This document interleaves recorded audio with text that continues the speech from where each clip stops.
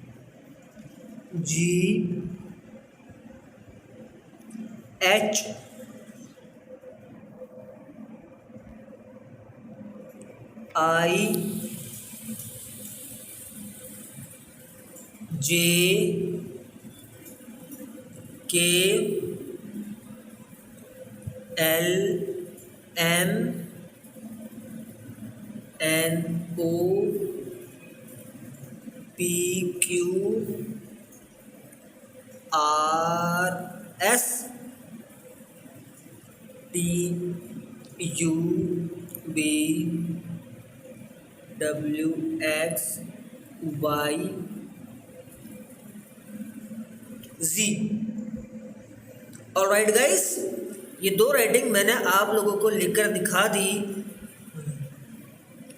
कि किस तरीके से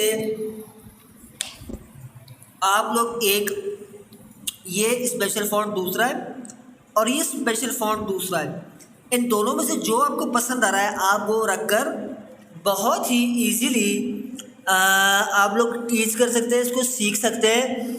सो मैंने इस वीडियो के अंदर आपको कंप्लीट सिखा दिया। वीडियो पसंद आए तो लाइक कीजिएगा, चैनल को सब्सक्राइब करना मत भूलिएगा। अल्लाह हाफिज़।